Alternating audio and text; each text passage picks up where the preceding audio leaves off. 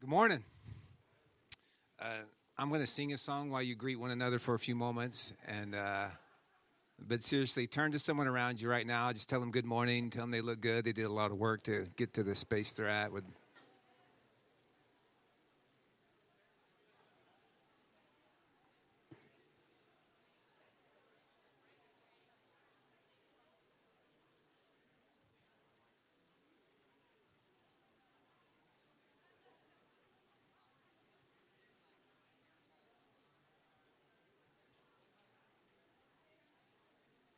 All right, that's enough. That's enough. That's enough. Well, hey, good morning. As Kurt said, my name's Robbie. There's a little more story to that house buying. I was actually trying to buy the house that he bought. So I'm kind of like, our relationship kind of started pretty bad, actually. And then, but it kind of massaged over the years. But pretty cool when Tony and Sarah were on an exploratory trip coming down from up north to see where they were kind of going to Tallahassee, which is, kind of close to Hades. And then they came to Gainesville, which is more God's land. And I think they were going to go down to Tampa. And Tony had connected with me online leading up to the trip. So him and Sarah stopped by the church here. And I was a pastor at the church that was meeting here. So I've been on the stage and in this room for lots of hours over the years. And had probably like a 3-hour meeting with Tony and Sarah there on that afternoon. It was awesome. And we love Tony, love Sarah. I have a couple of pastors I pray for on Sunday mornings. Tony's one of those guys. And then, Kurt was on the list, but he's off the list now. And as Kurt said, I came to Christ as a college student at Santa Fe College here at UF studying, about 30 years ago. Jesus transformed my life in such a powerful way and I'll tell a little bit more story, because a stranger had the courage to just strike up a conversation with some weird guy, and God changed my life. I love our city. I love this city a lot. I love the University of Florida, and love is a dangerous word. Obviously, I love Jesus, so obviously there's levels of love, but I love what God is doing, the faith community here. Very honored to preach. I heard I'm the first guest since Tony left, and so they may scratch the whole plan after today. Tony may be back down from D.C. next week. Sorry, guys, pivot here. And but very honored to be with you this morning, open up the scriptures, teach, and hopefully God will encourage you and speak something to you. Let me pray. God, thank you so much. You're so good. Ways we see and don't see, even in the midst of suffering, you are with us. We are carrying a lot in here today, Lord. There's who we are in the moment, but there's also all that's happening around us. You want to say something to us and speak to us. Make your will clear, make your voice clear. We love you in Jesus' name. If you agree, would you say amen? Turn to John chapter 9. I know you guys are in the book of John. I have God's version, which is the NIV 1984, but I think you guys read a different version. So I'm going to read with you guys. What page? 895.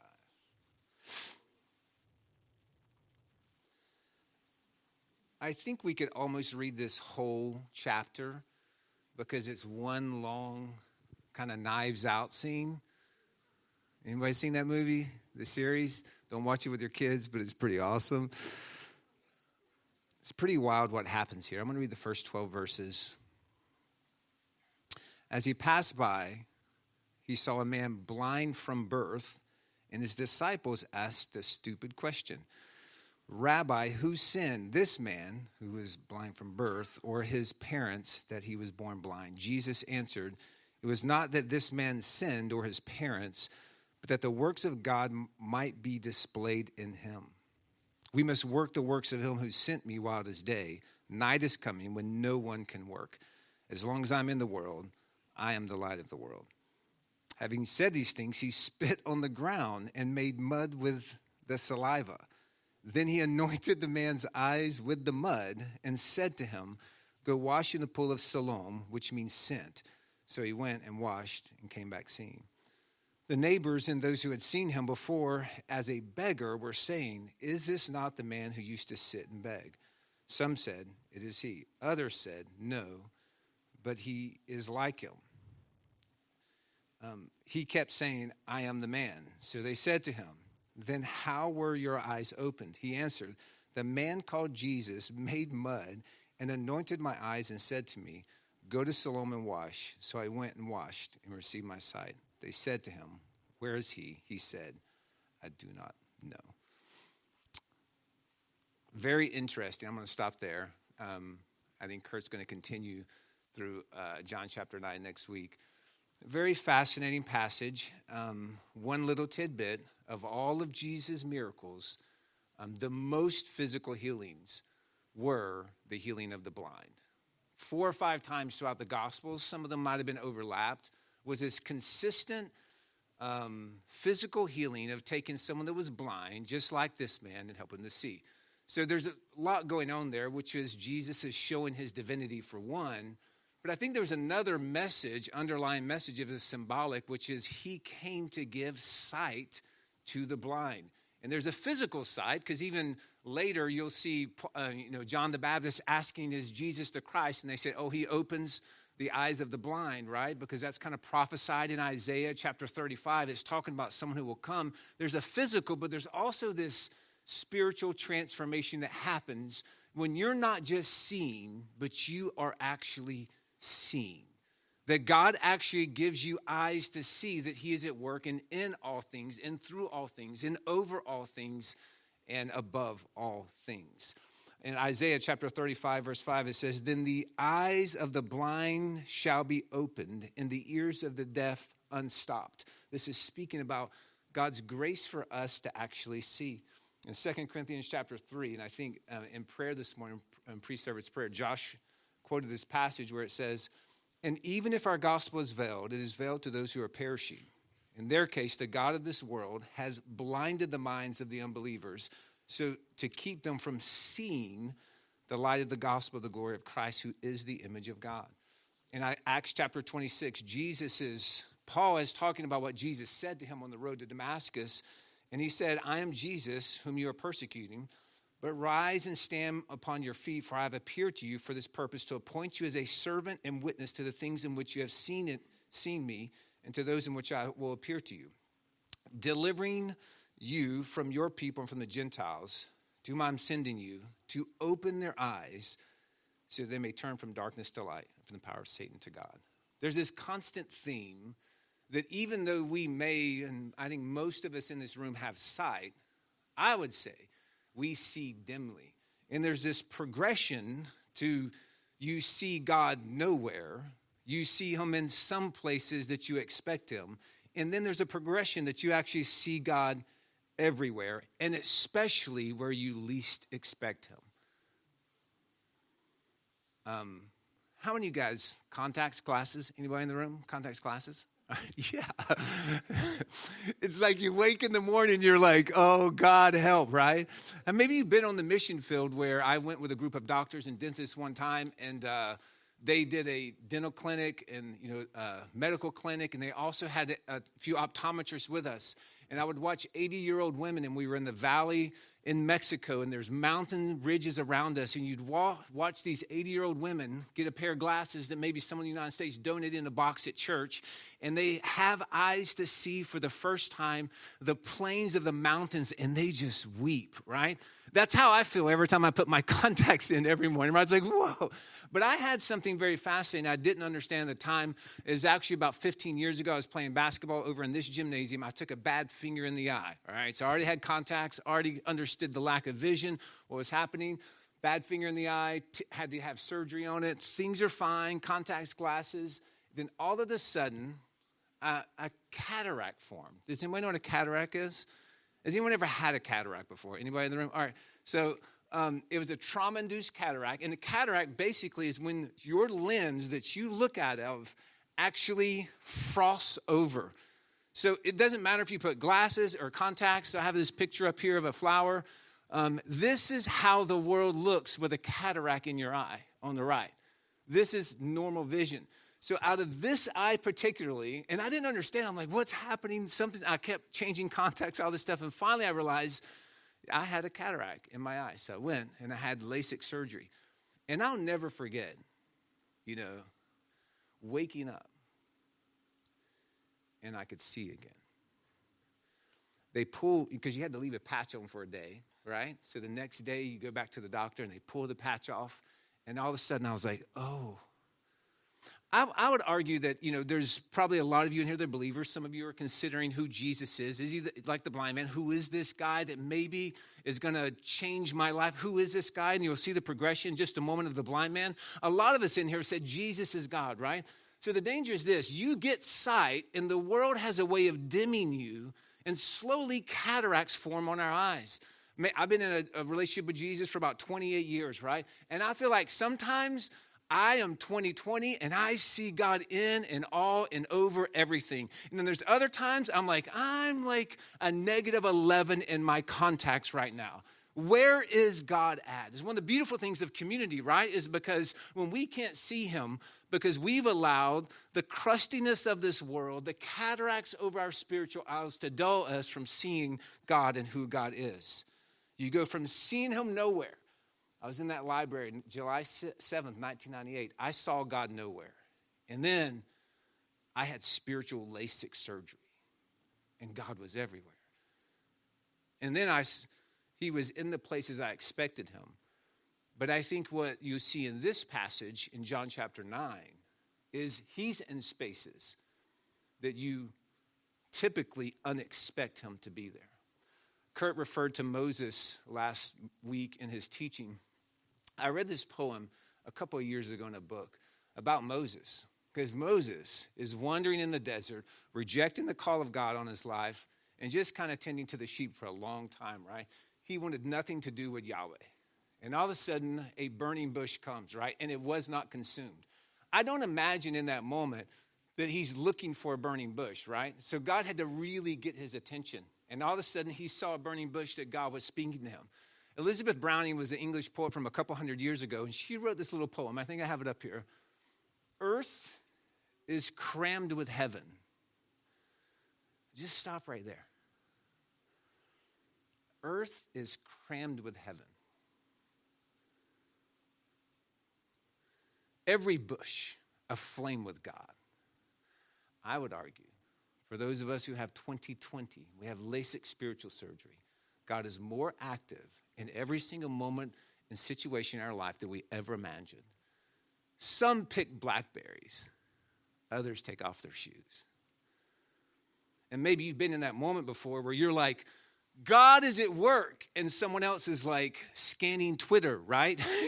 You're like in tears. You're like, this is the moment. Like heaven has come to earth in my life. And someone else is like, did you see this dunk? And they're on Instagram reels, right? And that moment where do I have eyes to see, right? Where God is at work and he's moving. In this particular scenario, this is the irony of this whole story in John chapter 9, is that one man was blind from birth, but others were blind to the work of God. One man needed physical healing, and because he had not seen. Another, the rest of the people in this story, which there's a lot of characters in this story, were blind to the work of God. First thing I want to talk in this passage is about our bad theology and the law of retribution. So when, Jesus is with his disciples, and they were... theologians say they were sleeping on Mount Olives. He'd come down to the Temple Mount in Jerusalem and teach, and was traveling back and forth.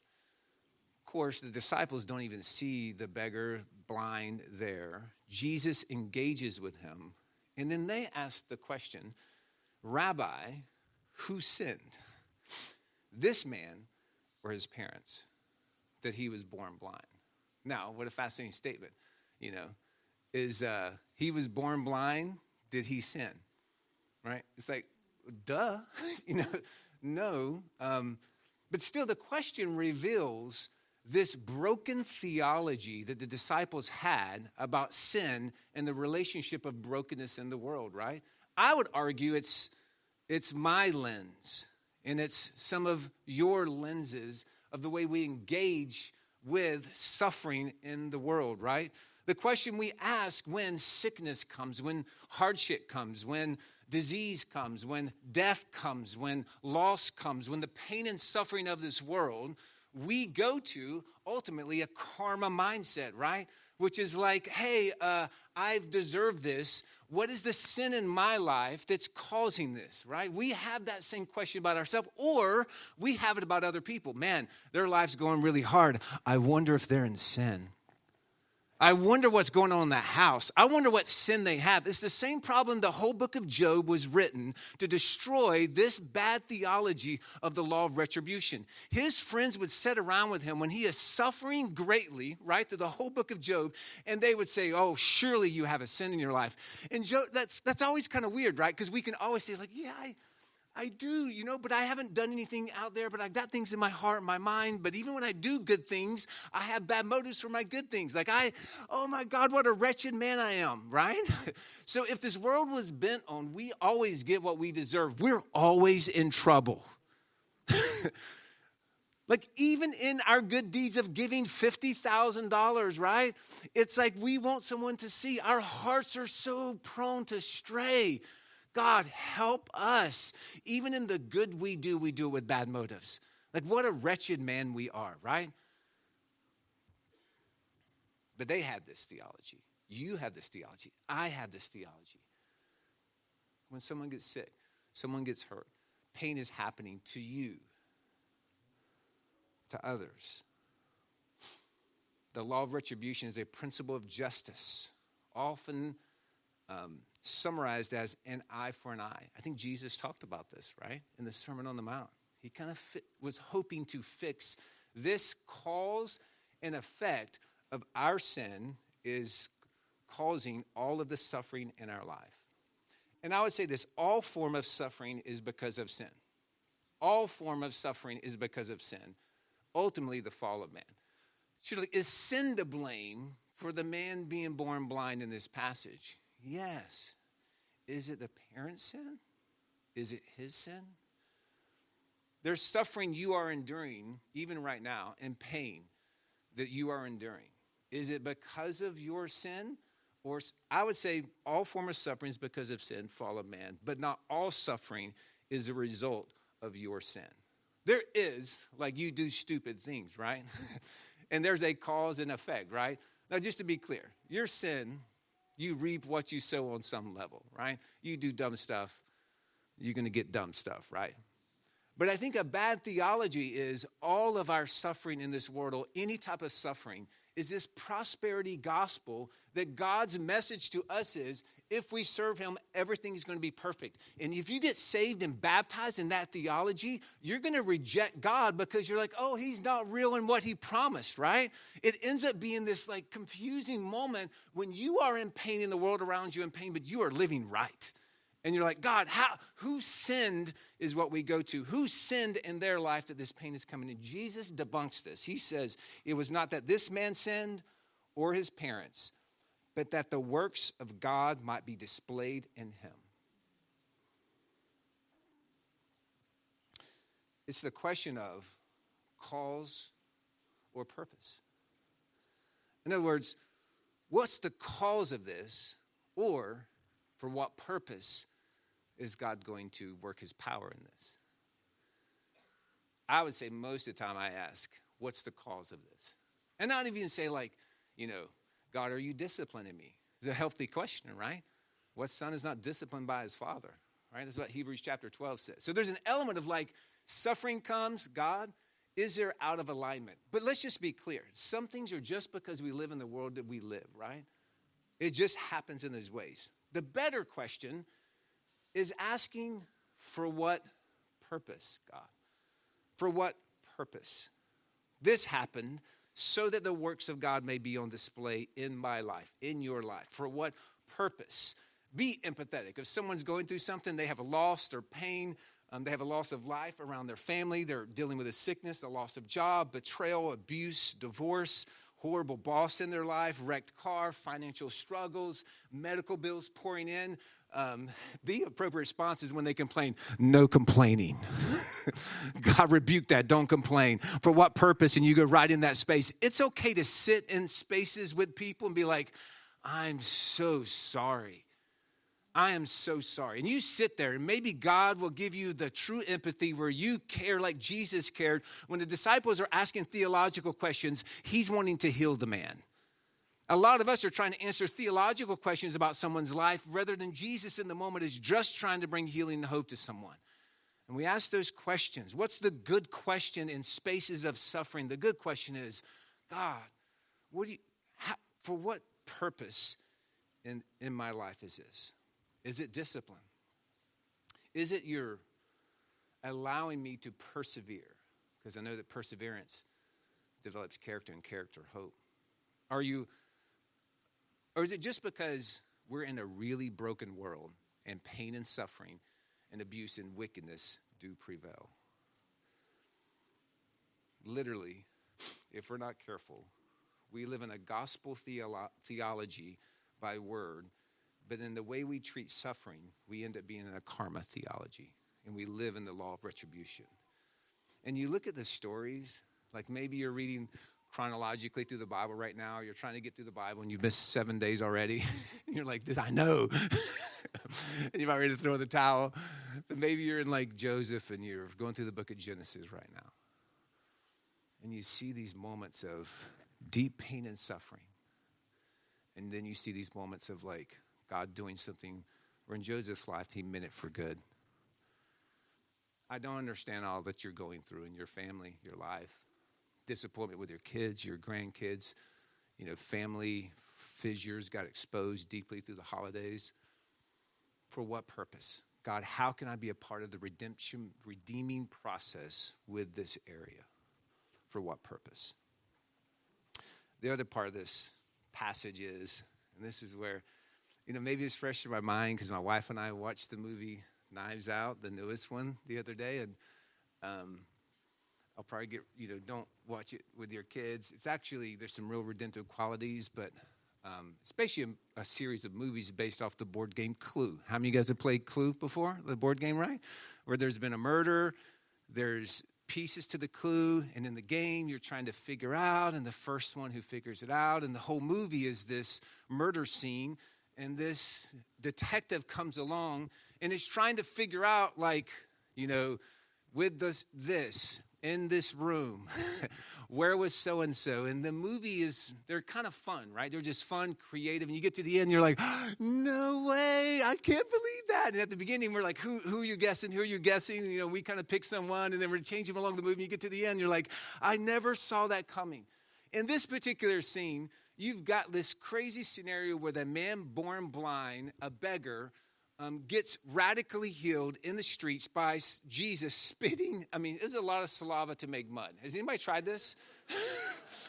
You guys are saying they're spitting it, and you just kind of but to get it all over his eyes. I watched the Chosen version of this where it was kind of, it's kind of gross, Jesus spits and he's just smearing it all over the guy's face. I'm like, I don't know if I want to get healed that bad, and then, so he gets healed, right? Rather than having the eyes to see, it becomes a Knives Out scenario. The characters in this play are neighbors, the Pharisees, the parents, others, the Jews. It's just like this whole scenario of people fighting and clamoring. Then you got the blind guys just like, I don't know, man. I can see. I can see. Can anyone just celebrate that I can see? And they're like, well, are you saying? And then they're just, it's a fascinating Knives Out scenario, right? What should have been a day of celebration and excitement that someone that was born blind was completely healed and the whole community should have been in uproar and celebration was now like, are you saying it is? Because if you say that Jesus is God and he can heal, then we're kicking you out of the synagogue. And they're like, whoa. So the parents in that moment, just so you, think about the scenario too. You got parents that are disconnected and their son is blind, begging on the street. Then the parents are like, well, I don't know what happened. Ask him, because if I say it was God, Jesus, and Jesus is God, he's the Son of Man, Jews are going to kick me out. And the Pharisees are like, this is on the Sabbath. And you have this whole scenario where you're like, and I'm sure the blind guy's just like, I got healed. This is really, really awesome. You see the neighbors where we only see, ultimately, what we're ready and willing to see.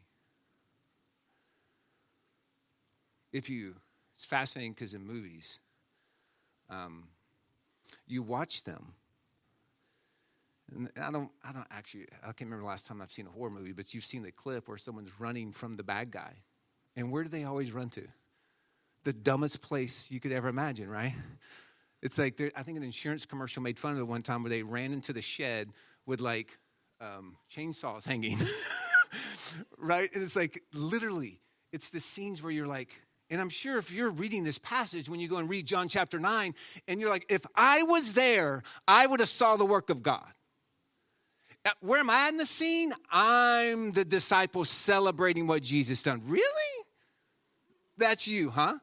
And it's funny because we put ourselves in the hero place in the movie that we would be the rescue. We would stand up. We would be the moment. But I got to be honest with you. When I'm reading it, I'm kind of like the neighbors a little bit. If I'm like, whoa, whoa, whoa, whoa, this is interesting, What was in that dirt, I mean, if there was some certain chemical when they went into the eye, maybe he just, there was some he just had some stuff on his, like the medical person is trying to reason in science. I mean, I'm sure you're in those spaces with me when we all see the same thing and all of a sudden we're the neighbors or we're the Pharisees. We got to protect the system. Hey, I understand, but when they prayed, they didn't say these words when they prayed. So because of that, they didn't finish like this or the parents, right? So the parents were like, my son got healed. I mean, my son got healed. He's no longer blind. They asked me what happened. They're like, I don't know. I don't know. And then I can resonate with every single one of the people in this story at some moment. My prayer for myself and my prayer for us is that we would hopefully be willing to set aside our structures and thoughts to celebrate and see where God is at work. As Kurt said, I served in a greenhouse church for 20 years here in Gainesville. Phenomenal church, just like this church. Now I work with FCA and C12. So FCA and C12 are economical ministries, right? So when I teach college students on Tuesday night at UF, let's just say there's 50 or 60 college students, I say, hey, what church are you from? What church are you from? What church are you from? Guess how many are there? Different. 30 different churches. Lutheran, Catholic, Pentecostal, Spirit-filled, Baptist, all in between, right? I sit in C12, or I sit in spaces with businessmen and women that all go to different churches in these spaces. In the past 3 or 4 years since I've been in a more economical space to watch, God is really at work in a lot of different spaces in our city in really beautiful ways. And when he is healing the blind, our natural, what's really happening over there? Are they really making disciples? Are they really, is this really happening, right?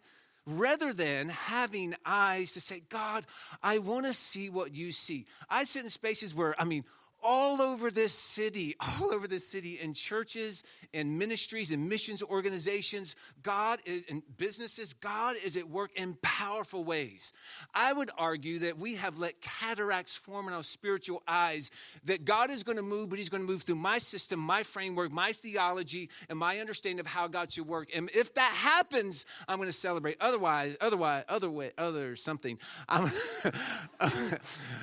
I'm going to be a neighbor. I'm going to be a parent. I'm going to be a Pharisee. I'm going to be a Jew.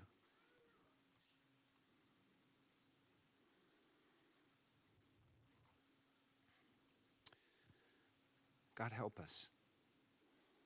It is easier, this is by Richard Rohr, where everything belongs. It is easier to belong to a group than to belong to God. Groupthink is a substitute for Godthink.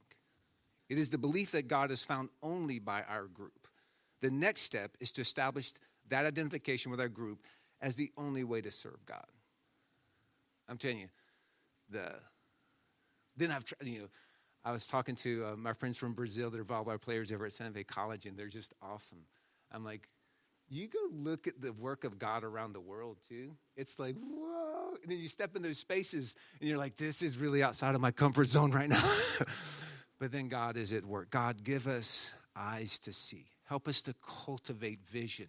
Help us to put on contacts and lenses. God, renew our visibility on your work to be able to recognize truly. And this is the question, are we humble enough to have our lenses adjusted?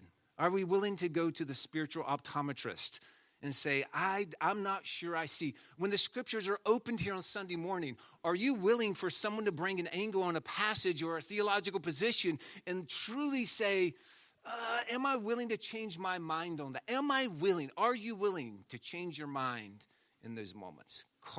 Are you cultivating eyes to see? Are we humble enough? Ignatius of Loyola, he's the founder of the Jesuits, defined discernment. And this is the ability to truly see God at work. Discerning, right, is this God? Is finding God in all things in order that we might love and serve God in all. God is so deeply at work all around us. Discernment is the capacity to recognize and respond to the presence and the activity of God, both in the ordinary moments and in the larger decisions of our life. I would argue maybe 3 to 5 really large decisions in your life. For the most part, it's burning bushes that kind of could be blackberry bushes or they could be burning bushes. And are you ready and do you have eyes to see?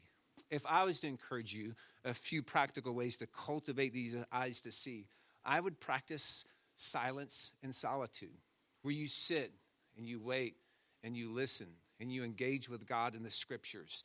You read the scriptures and say, God, what are you saying? What are you breathing into me? Have a deeper understanding of who God is, who you are, and how your culture impacts the things you're seeing and hearing. Discerning people, they recognize God all around in all things. Also, Ignatius had this thing called the Examen, which I really enjoy and appreciate. I think I have it up here, actually. The Examen is just this 5-step process that you could do 1, 2, 3, 4 times a day, right? Where you say, God, ask God for grace to understand your day from his perspective. You pray for light. You pray for lens. You say, God, as I'm walking into my workplace, I've got a 12-hour shift today. I've got a 12-hour shift today. I need you, God. Help me to see. Maybe you've got meetings all day and you're like, God, you actually pray through those meetings and visualize yourself sitting there and say, God, give me your wisdom. Give me your insight. Help me to understand more deeply what you are doing in the world around me. You pray for light for your coming day. You give thanks. You reflect on good things and gifts of the day, acknowledging God's presence in them. You review the day. Go through your day moment by moment, noticing where you felt close to God, consolation, where you felt distance from God. This is like at the end of your day where you're like, the past 4 hours, God, where have you been at work and I've missed it? Face your feelings, reflect on your emotions and actions, asking for forgiveness for shortcomings and recognize where you can improve. Then look to tomorrow. Ask for guidance and grace to live the next day more fully in God's presence. I would encourage you to have a reflective, thoughtful, this will lead into a more active understanding and recognizing God's work around you. Then ultimately, there's the bad theology, there's the crowd, but then there's this blind man. Like, what a cool story. In verse 11, he calls Jesus a man. In verse 17, he says, he's a prophet. Verse 33 says, a man from God. Then verse 35 says, Son of Man, Lord, I believe. Even in your journey, right? Some of you in here. Maybe you're like, I'm here, Jesus is a man. Or maybe he's a prophet. He had wise sayings and insights into eternity. Then there's like a man from God. Clearly there was some powerful movement, but then there's like this moment where that we make a decision and say, God, you are Lord, and I believe, and you're Lord of all of my life. I surrender everything I am, all of it. I thank you for the opportunity to steward these kids. They're your kids. To steward this marriage. This is your marriage. To steward this business. This is your business. To steward this small group. This is your small group. God, thank you, thank you, thank you. And all of a sudden, he becomes Lord. I mentioned, there's this space where I'm like, and maybe you've looked into this, why dirt? I just tried to find an answer. Nothing. Someone's like, whoa, he was created from the dust. And then the dust healed him. I was like, oh, okay, like, sure. But I can't help but think that God uses these little things in this world that if we're willing to see these little grains of dust, he's at work in the midst of all of it. It's just these little moments. I mean, I mentioned early on at Santa Fe College, a girl struck up a conversation with me, shared the gospel with me, total stranger, sat with me for 3 hours. At the end of the 3-hour conversation, July 7th, 1998, I said, Lord, I believe. And I said, what do I do? And she goes, I don't know. And I was like, you're the one. She's like, this never happens. No one ever says yes. And then she says, I'll pray, and then you pray. And I prayed. And guys, I just, it's hard to help people understand because it's like when you're witnessing, you're going around saying, I got sight now. I was blind, but I have sight. And they're like, I don't understand. I prayed, and Jesus changed everything about me. Like, I was laughing, but I was crying. I stood up. I was like, I looked around. All of a sudden, I still remember these big glass windows you could see. And I was like, woo! And she's like, oh, God, what happened? And we're in a library, and I'm like, what'd you do? She's like, I don't know. I went back I was working at Butler Plaza Publix, like right here on Archer Road. I was like smoking, the day before, I was smoking pot in the cooler, right? And then stocking shelves. And then I show up, and I'm like, hello, everyone. I met Jesus. I still remember, I was like, what? And I was like, I've got changed. I met God. Oh, what a trip. But it's interesting. I'm going to date myself a little bit because, now you have like social media to be able to connect with what God's doing around the world, and you see these kind of cool things happening online throughout whether it's Instagram or TikTok or YouTube, different things. But engagement in the 90s was like you only kind of saw what you read or you saw on TV. So July 7th, I came to faith in Christ. July 2nd, me and two buddies went out partying. We came back and to a buddy's apartment. We're just kind of hanging out. We're watching ESPN. It's 1:32 in the morning. I still remember the old Cox box. We're watching ESPN, hanging out. And now I'm high, but I'm not like that high, right? And so I see the guy on the TV, and these two start talking. He's starts flipping through. He turns to have a conversation. When he does, he accidentally stops on the Christian station. So the guy on the TV, true story, goes, stop. You right there. Your back right ankle has been hurting you. You don't know what it is, but touch the screen and God will heal you. Like, I'm sitting there like, whoa. My back right ankle had been hurting, but it was like, I was like, this is me. I was like, this ain't real. And the guy's literally, like, this is one of those TV preacher guys. He's like, literally dirt, right? I don't mean that in like, this, I'm just like, just something very natural. He says, it's real. Touch the screen and God will heal you. And I was like, and so my buddy's like, oh, did you hear that story? And I was like, did you see that? And they're like, no, did you touch the screen? I was like, no, but my granny told me it's faith. And they're like, okay. 5 days later, the girl shares the gospel with me, strikes up a conversation with Santa Fe College Library. I just think all the little spaces God is at work, that I don't even know who that guy was. I didn't start watching Christian TV to be able to stir my faith or anything, but God uses dirt. He uses you. He uses your thoughtfulness, your encouragements, your presence. Could God use a TV preacher? Yeah. Can he use a TikTok influencer? Yes. Can he use you? Yeah. I'm not worthy. Me either. And when you think you're worthy, it actually disqualifies you. He's worthy. What's the big application from this passage for me, at least, is like, God, help me to see you at work all around me today. Help me to see and understand and respond in a way of faith and grace. We lack. It takes humility to actually grow in your discernment. It takes this, I don't know, I don't see, I don't understand. I'm a sheep. Direct me, God. I need you. Speak to me. I long for your wisdom. I long for your understanding, God. I need you, Lord, to parent. I need you to be a good spouse. I need you to be a good grandparent. God, help me, help me, help me. And then find him in the burning bushes, in the pieces of dirt, in all the spaces that God is at work. Worship team, you guys can come on up. We're going to sing to God. I'm going to tell one more story.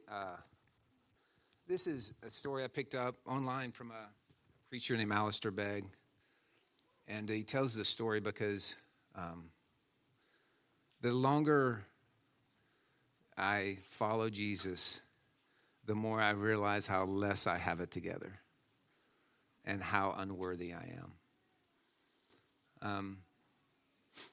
Alistair tells the story of really the Fort Lauderdale question, right? If you're to die today, where would you go tonight? Where would you be? Heaven or hell, right? It's the Fort Lauderdale question. It's the eternal judgment question, which is a legitimate question you should ask.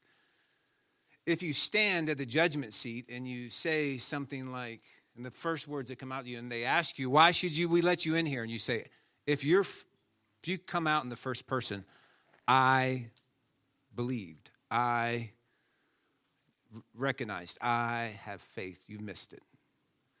It's really about him, right? It's really about who Jesus is, what Jesus has done. It's about he. Why are you here? Because he died for me, because he rescued me, because he saved me, because he forgave me. I'm only here not based on anything else, anything I've done. It is truly on about Jesus. I was blind, but now I see.